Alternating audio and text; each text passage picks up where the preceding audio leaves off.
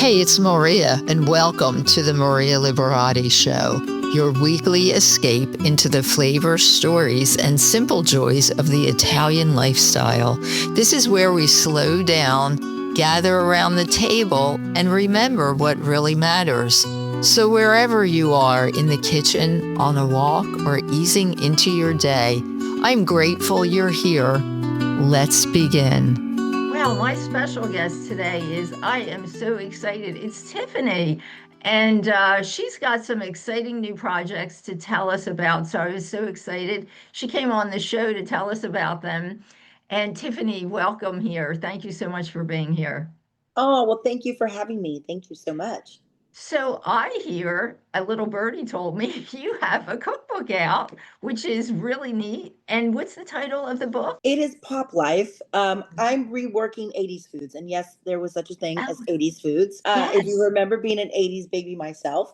Yes. And so throughout my adventure as a singer, Uh-huh. I've realized that no matter where I go in the world, everybody wants to brag about two things: their Uh-huh. music and their food.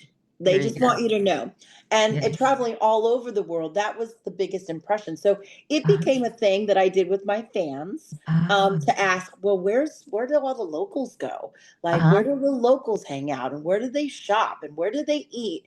Because I Right. never wanted to stay in the hotel, so I used to Right. drag my band everywhere. Of Uh-huh. course, I'm still touring to this day, but I Uh-huh. was touring pretty exclusively at that time in the 80s. And I Yes. got to go to all these wonderful countries. Uh-huh. And, I would actually sometimes meet my fans for lunch. It was like a Uh-huh. thing, Uh-huh. and get to try different foods. So Wow. I quickly felt this bonding with them. Uh-huh. Again, we were 80s babies, living the Right. food, living the music, living the fashion. Um, Yes. and that became like a story, Uh-huh. really years later, fast forward to me in my 30s and my 40s, where it was like, I had all these pictures of me with fans, like at Uh-huh. food stands or whatever. It was like, oh my gosh, we did the concert together, but don't you remember we went to lunch? So it was Right. like a thing. and Uh-huh. and that kind of, I've always been a foodie.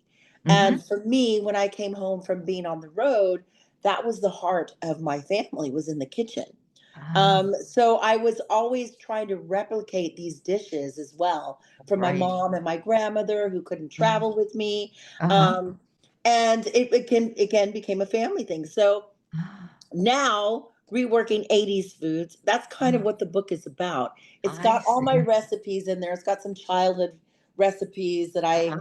that my grandmothers used to make for me, that I zhuzhed up, because I love hot spicy everything. Right. And just what I ate after school, which there Uh-huh. wasn't a thing about after school food Right. in the 80s. And then your gathering foods, and then of course your family stuff. So the whole cookbook is kind of set up like, like a show, like Ah, your VIP meet and greet, what you would give uh-huh. to the band, after Uh-huh. the show, on the bus, things like Right. that. So, and they really are recipes that I do feed my band. But I got them from a lot of my experiences through traveling, or fans who were like, "Oh, Wow. my grandma used to make me this." And I was like, "Oh my gosh, my grandma used to make me this." So Right. we've reworked them all Uh-huh. legit. Uh-huh. As I started to kind of think about the recipes in this book, I was researching 80s food, and there was a lot of funky in the Uh-huh. 80s. I have to say, Right. there were some weird Yes. colors. Yes. There's no Jello molds in this, and I didn't like them as a kid. They're not here in this book. Sorry, guys, if you like them. I did not.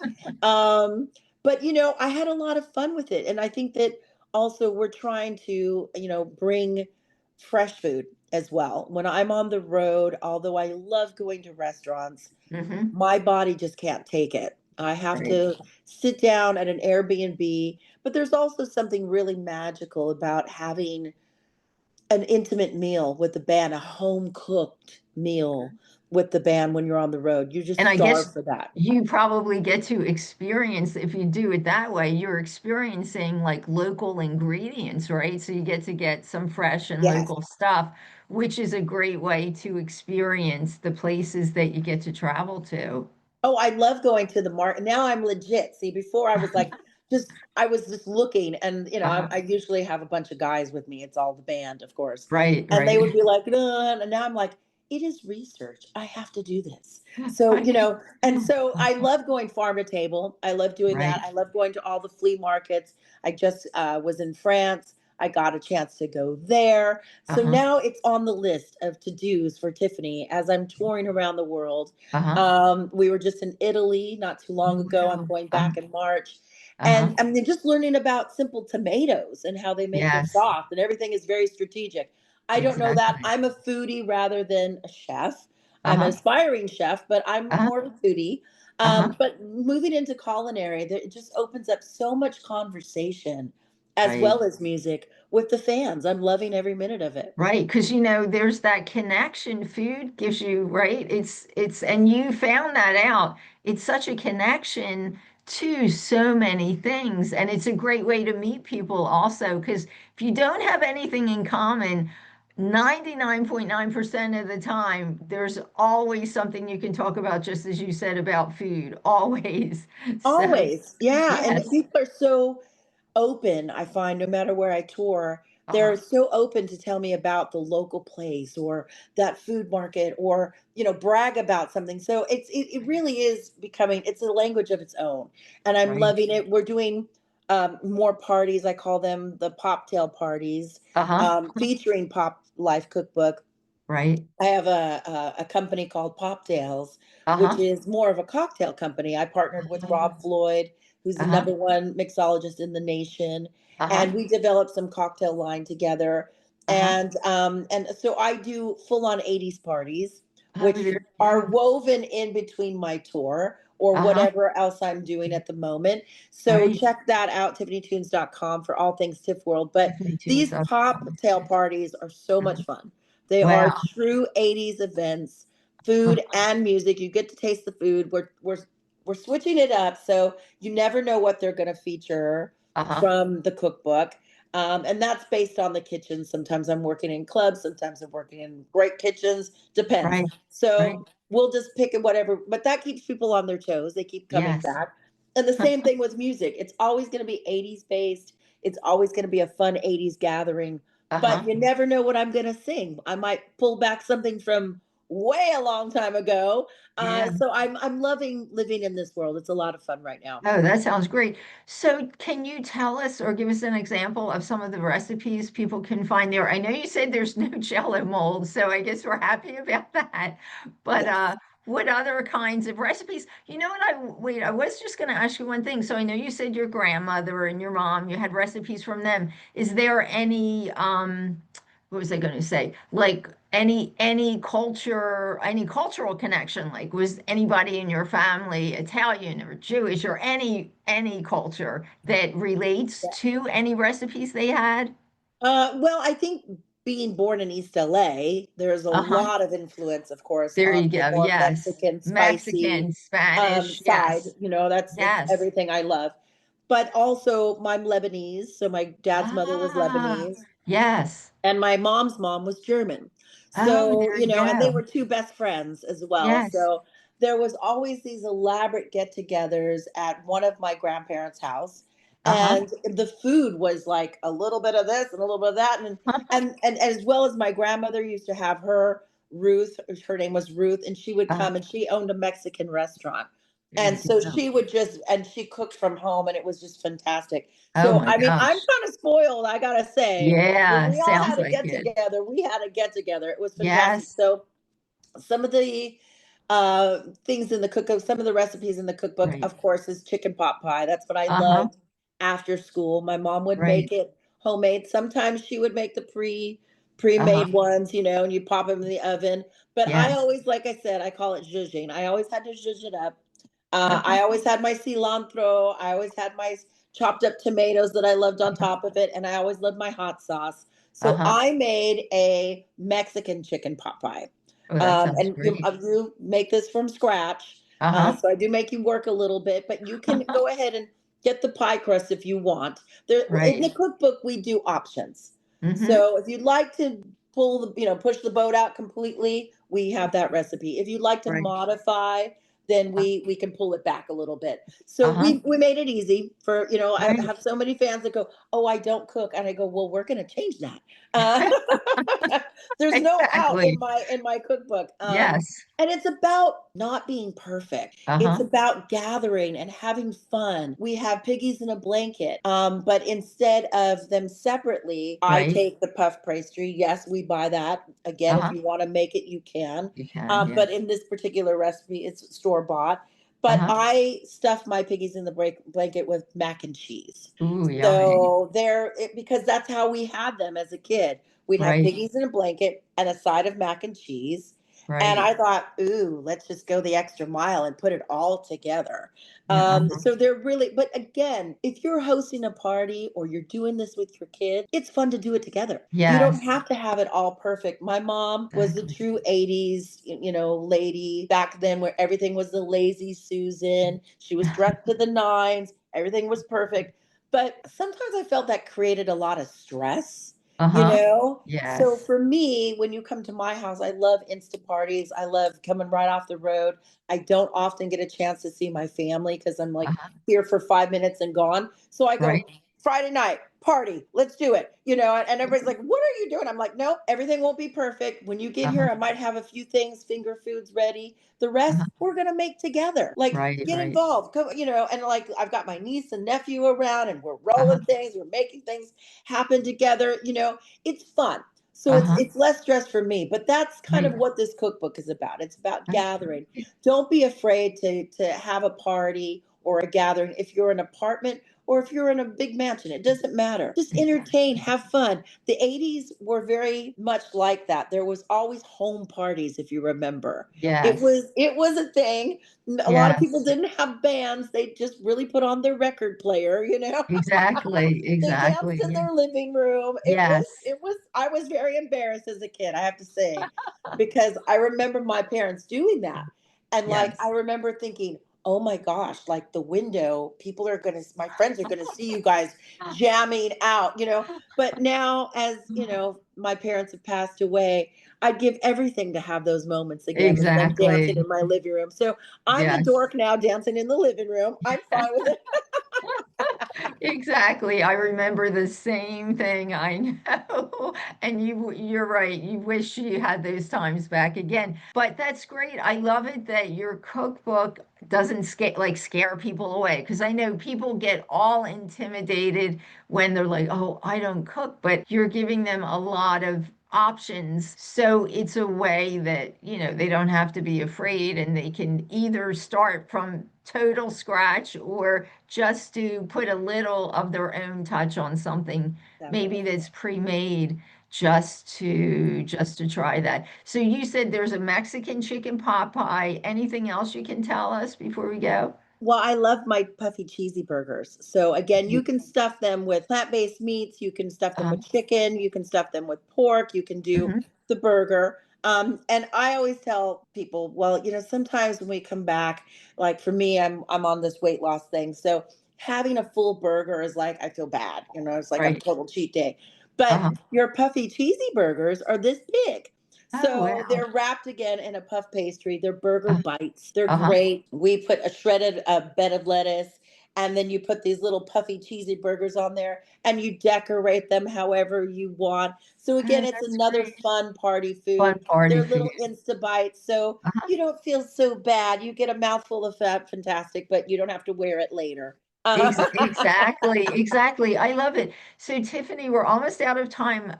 Thank you so much again for being here. But tell us where can people find the book Pop Life, and then where can they find out about these parties that you have, the pop tails? Yes, so tiffanytunes.com for all things Tiff World, including my shows. That is my hubbub. That is my website.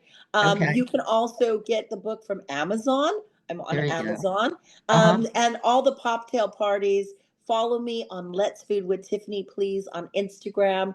That is my cooking club and where I house all the parties at. Oh, that's great. That sounds like so much fun. So we'll put those URLs on the blog at the marialiberati show.com this week when we air your show also so people can check that out if they haven't had the time. Well, much success to you and hopefully I'll hear from you in the near future. I bet you got a second book in you. So Oh, I'm working on it already. I'm sure. So please, come back. I'd love to have you back. Much Thank you so success much. on everything. It was so nice having you. Thanks, guys. Thank you. And my special guest today is Jana Milbocker. She is the author of Gardens of the Gilded Age. And we're going to find out all about the gardens and how she, I guess, got the inspiration to do that. Jana, thank you so much for being here. Thank you, Maria. It's a real pleasure. I'm very Yes. excited to Yeah. speak with you and to all your audience today. Yes. So that's what I was going to ask you first. How did you come about doing or deciding to do this book? What was your Sure. inspiration? Yeah, so I'm a garden designer as Ah, well as uh, an author. I've written mhm. prior to the Gardens of the Gilded Age book. I Right. wrote three books that are basically tour guides to gardens Uh-huh. coast from New England down to Florida. Uh-huh. And I just became very interested in this topic because it really kind of combined my love of gardens, Uh-huh. art, architecture, and history. Ah, When I visit gardens, as I do, have visited hundreds of gardens now. uh-huh. I love to find out about the history and the founders of those gardens. I think it really Oh, wow. adds to your appreciation of what you're looking Yes. at. Yes. And along with that, there has been a real interest in the Gilded Age because Uh-huh. of numerous books that have been written about that time period, and of course Yes. the HBO series called The Gilded Age. Yes. That's become very popular. It's now they're just filming the fourth season, and so that's Oh. really inspired everyone to visit a lot of these Gilded Age estates. And Ah. as I was learning about these gardens, I realized that there was a very little information as far as books or other types of information about the gardens. Uh-huh. While there was some about the families or about the architecture, there was very little about the gardens themselves. Okay. And so that's what led me to create this book.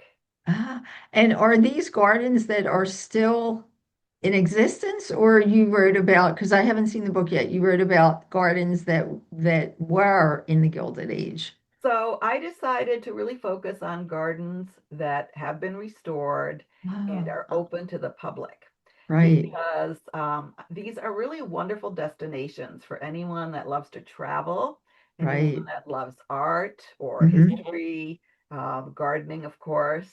Um, Yes. so they're really wonderful places to visit. And so Uh-huh. I basically I talk a lot about how all these different things contributed to the development of the gardens, but then Uh-huh. I also do very pictorial profiles of 30 estates, and Ah. they're all on the East Coast from Uh-huh. Vermont down to Florida, Huh. and Oh, they are. yeah, Uh-huh. my emphasis. Well, this is where a lot of them, were built originally. Right. A lot of the owners Uh-huh. were typically had lavish homes in New York Mm. City, Uh-huh. and as the railroads expanded, Right. they started to build country homes Uh-huh. in places like Newport or Uh-huh. the Berkshires in Massachusetts, in North Carolina, Uh-huh. and also in like places like Florida. Uh-huh. And so, that was one of the things that really contributed to the creation of these Gilded Age estates. Just I see. the amount of the transportation that was suddenly Oh, available. yes, that was available then. And how, like, what's the size of the largest, I guess, the largest garden that's there? Are they, I'm sure they're very large. Some of them are, they really vary, Uh-huh. depending on where you're located. In places like Newport, Uh, they're fairly small, so they might be 5 to 10 acres. oh, But then wow. in places like, for instance, Longwood Gardens, which is Uh, outside of Philadelphia, yes, yes. that property is close to 1,000 acres, and the So formal gardens are several is hundred. that Longwood Gardens is a garden from the Gilded Yes, it Age? is. Yes, Is it that is. correct? So tell Yeah. us a little bit about that because I hear about Longwood Gardens all the time. Sure, sure. Well, that garden was created by a member of the DuPont family. It was one of the Oh, prominent families during the Gilded yes, Age, of course, yes. and it was Pierre DuPont. He Uh-huh. originally purchased what was then a 200-acre farm to save the trees from being cut down for lumber. Uh-huh. And his whole family had a real interest in horticulture. And Uh-huh. so he started creating gardens himself. Uh-huh. He started designing the first gardens there, and Uh-huh. eventually really grew into an obsession with him. And he was an engineer, and he was inspired by all these technological advances that were going on at the time. That's what led him to build these beautiful, huge conservatory and Uh-huh. all of the fountain gardens that are real hallmark of Longwood. Longwood Gardens. And it just kind of evolved from there. And it's a world-class garden that everyone should visit at least once, Yes. if not Yes, many yes. times. Yes, yes, I've heard so much about it. I didn't realize it had that history. I Yes, just thought it yes. was a commercial, but yes, it has that No, history no, then. yeah. So are a lot of these places like kind of like Longwood Gardens where they've restored them and opened them to the public type of Yes. thing? Yes, Ah, uh, and like I said, they vary in location and of course mhm. as well as in size. Another Right. one that would be familiar to people from all over the country would be the Biltmore. Oh, Uh, yes, the Biltmore and again, Estate. that's a very large property, and Uh-huh. that was built during the Gilded Age. In fact, it's kind of the house, the mansion, and the Right. gardens are sort of the epitome of that Gilded Of Age the Gilded design Age. Uh-huh. style. The house was designed by the most eminent architect from that period, and then Right. the landscape was designed by Frederick Law Olmsted, who is Uh, the father of landscape architecture in America and uh, the oh, main wow. landscape Right. architect of that era. Uh-huh. So that's another wonderful example that people from all over the country would know. Yes, And yes. a great place to visit. Yes, the Biltmore Estate. Yeah.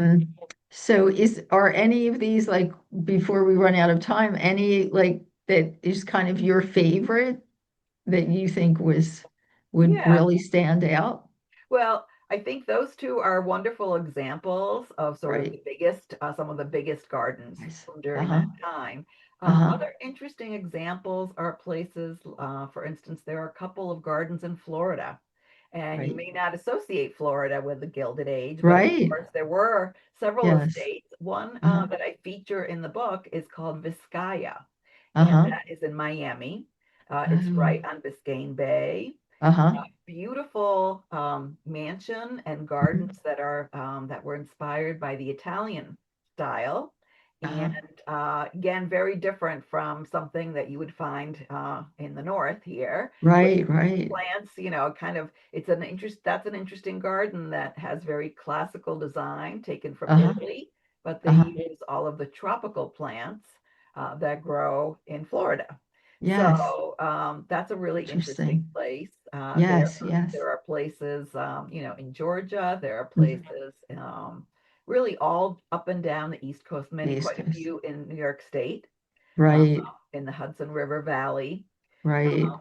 Another one that's interesting that very few people kind of know about is Untermeyer Gardens, and that's in Yonkers, New York. Oh, really? Yeah, outside of the Wow. city, and Uh-huh. it's owned by the city of Yonkers. Uh-huh. It's gone through a big restoration in the last Uh-huh. 20 years. And Huh. that was considered one of the finest gardens in America in the 30s, Really? 40s. Yes. Wow. I mean, some of these estates had staffs of 60 gardeners working. Oh, wow. They Uh-huh. were they were very extravagant, Mhm. and usually the owner had a real passion for horticulture. They Horticulture. I mean, some of these estates were obviously built because there was a lot of competition Right. among the millionaires of Oh, that era. yes. Yes.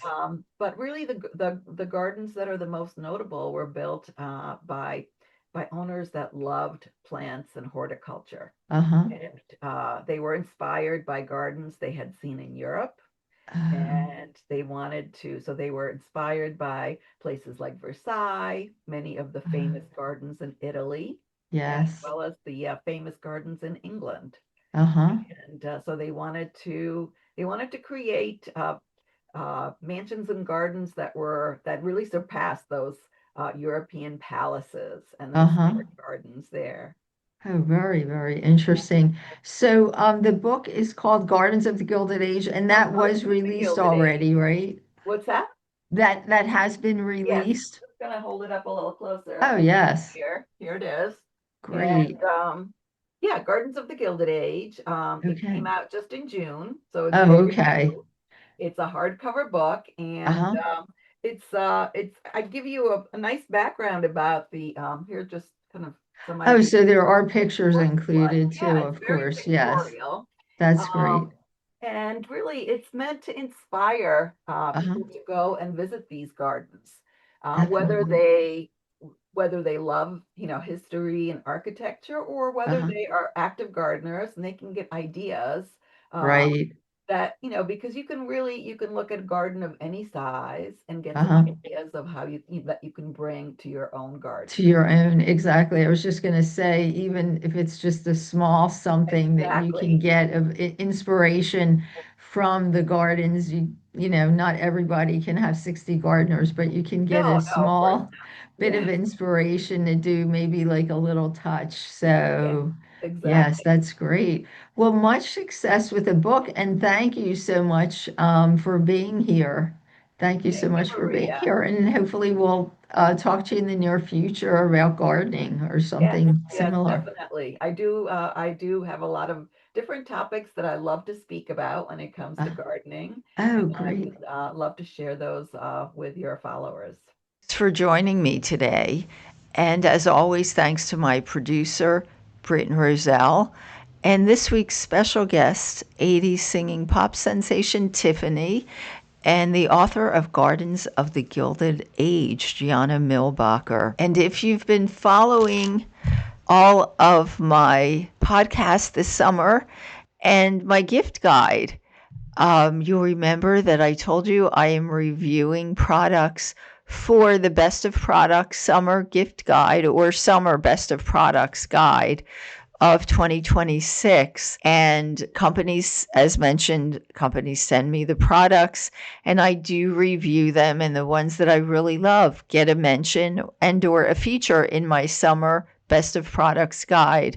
And that guide can be found at the marialiberati.show.com. And here are some of the products that I discovered this week. And that these products will be on the Best of Products Summer Guide also. Lumi cups add a pop of color and practicality to every summer sip. Carolina can coolers keep every drink icy cold with effortless Southern charm.